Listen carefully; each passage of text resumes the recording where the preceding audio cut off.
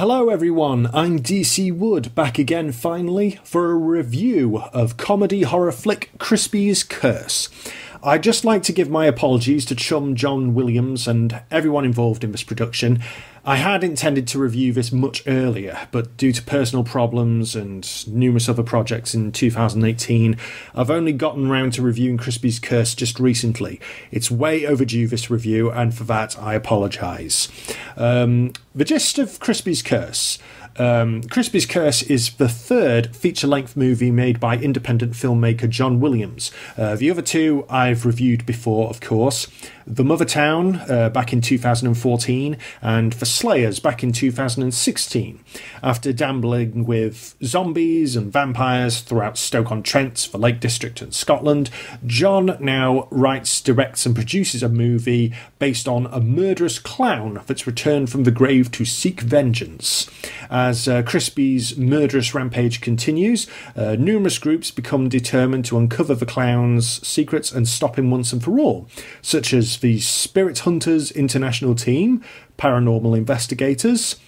There is Messiah Fist, a Christian heavy metal rock band on a mission from God.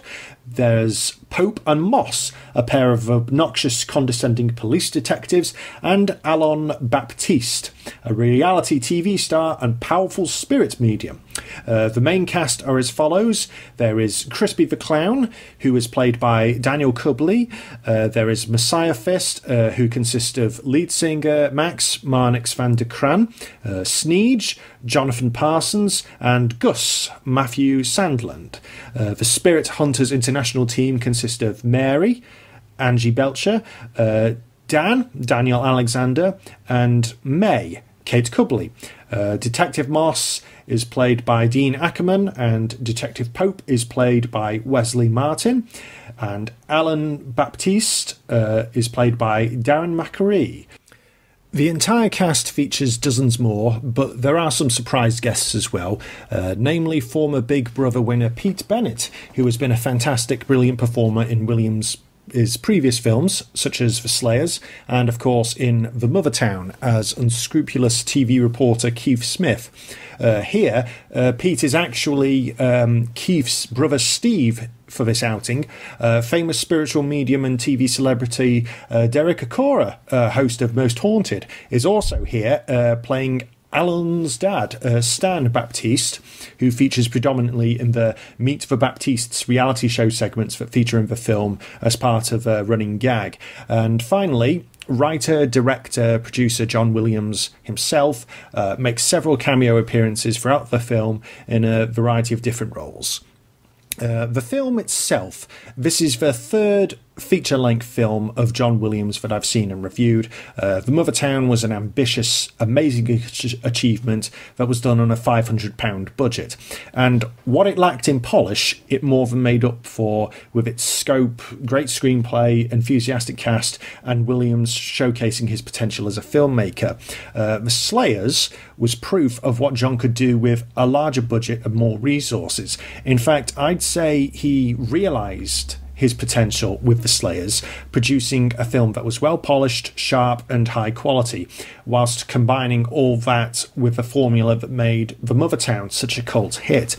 Crispy's Curse manages to surprise, because it's a step even further in the right direction. What are the pros? Well, Crispy's Curse has the same level of high quality that The Slayers possessed. John raised money via Indiegogo and numerous sponsorships, and again the end result shows. Crispy's Curse is filmed in gorgeous high definition. The end product is so clean and crisp in terms of picture and sound. The presentation is fantastic. There's great use of special effects. The prosthetics are convincingly gruesome, and there's an absolutely fab soundtrack courtesy of Messiah Fist. It's all high standard indeed, but it also feels like Williams and his crew have surpassed themselves once again. More than anything, Crispy's Curse shows how John gets progressively better every time he undertakes a feature-length project like this. As a writer, director and a producer, he learns. He knows what worked well before, what didn't last time, how he can improve certain aspects, and how to make the next movie different than the one that came before. Crispy's Curse has a strong plot to it which revolves around the killer clown himself. Dan Cubley plays the psychotic supernatural demon with clear relish, and the character itself is sinister, fascinating, well developed and terrifying. As the film progresses, Crispy's background is revealed piece by piece, and it all serves to produce a deep, terrifying antagonist. The rest of the cast are top-notch too, and those who followed the Mother Town and the Slayers will notice that there are several familiar faces as well as clever throwbacks to those films. Max van der Kraan has always given hilarious, enthusiastic performances in these films, and his role as the lead singer of Messiah Fist is undoubtedly his biggest to date. He's on form with his timing and his character work, and he only gets better with every on-screen role he gets. The same can be said for Pete Bennett, aka Steve Smith, who clearly found his niche as an actor a long time ago. I often wonder what these films would be like without him, because Bennett brings such brilliant comedic timing and character work to his roles. Dean Ackerman and Wesley Martin are likewise great as the arrogant detectives Moss and Pope, and the Spirit Hunters and the rest of Messiah Fist all provide great variety. Darren McCurry is another scene stealer as Alain Baptiste, the psychic TV celebrity. I remember Darren from being Nigel in The Slayers and doing such a great job as one of the main leads.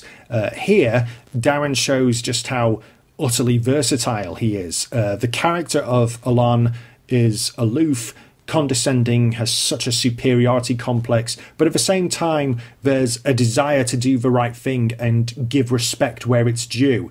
His camp demeanour and constant bickering with Maurice on the spiritual level, they all make Alain a really three-dimensional character, and Darren is truly outstanding here, and he has such good fun in the doing these scenes that he's in. He's great.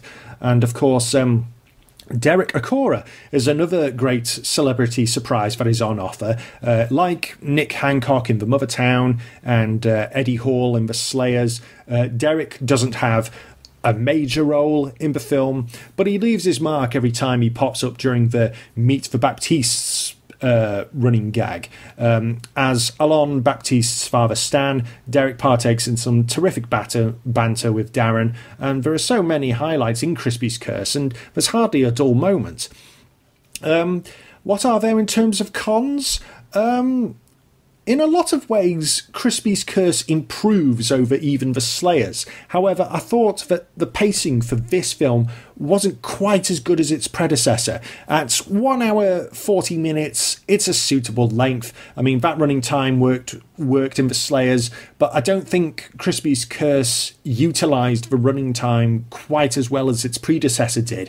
Maybe if it was 90 minutes instead. There's only 1 or 2 scenes that I felt dragged out a bit, and not all of the characters were as well developed as Crispy or Max or Alain or Pope and Moss, for example.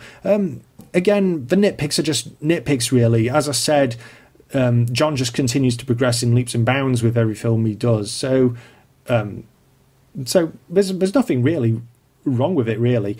My conclusion is, those who've loyally followed the works of John Williams will know what to expect by now. There's plenty of laughs, gratuitous gore and horrors. There's a tremendous cast and crew, all backed by the visions of a man who knows what he's doing. Crispy's Curse will appeal to all those cultists who love the independent film industry and the adult demographic that goes for horror flicks and black humour.